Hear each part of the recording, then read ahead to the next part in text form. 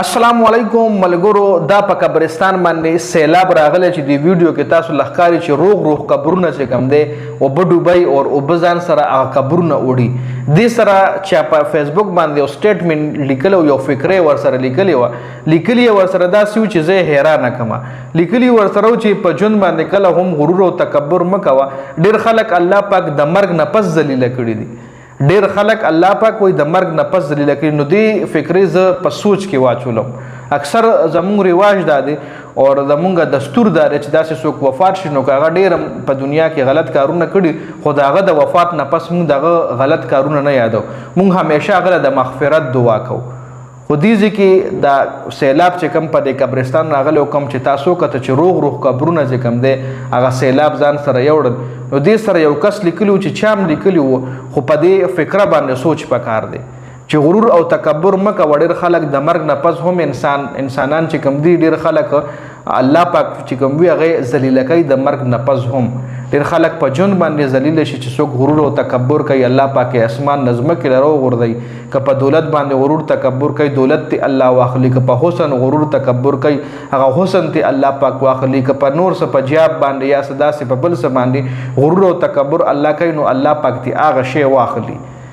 خو د مرګ نه پس هم ډیر انسانان چې کم دي د نور انسانانو د پاره د سبق یو ذریعہ جوړ شي خو مونږ خلک نه دی مونږ بيخي سوچ نه کوو مونږ بيخي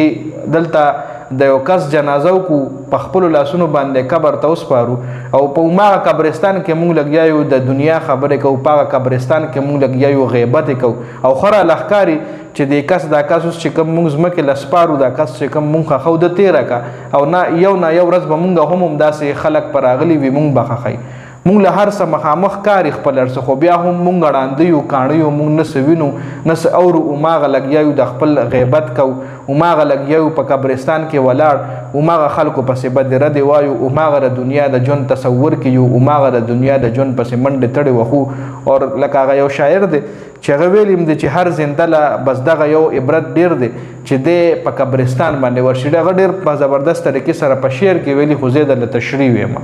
چې هر زنده له دا یو ډیر غټ عبرت ته چې د په قبرستان ورشي او دیو ګوري چې دا خلک کم پراته دي دا هم سه ټایم کې په دې دنیا ګرځېدلې دي دای هم په دې دنیا کې روب او دبدبا یو جون تیر کړي دي خو اوس دا 2 فوټه زمکه لاندې دي او سبا داسې زه هم کې دي شمنو بیا دومره غرور او تکبر د کمی خبري چې خور نه پیدا یو او خور له بزور نو بیا دومره غرور او تکبر د کمی خبري جي نو ان شاء الله کوشش وکاو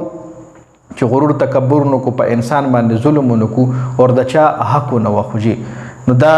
کوشش کوي جی خاص په دې ویډیو کې پیغام داو د ویډیو کتلو زیاته مننه ویډیو ضرور مخکې ملګرو ورسوي ډیره زیاته مهرباني والسلام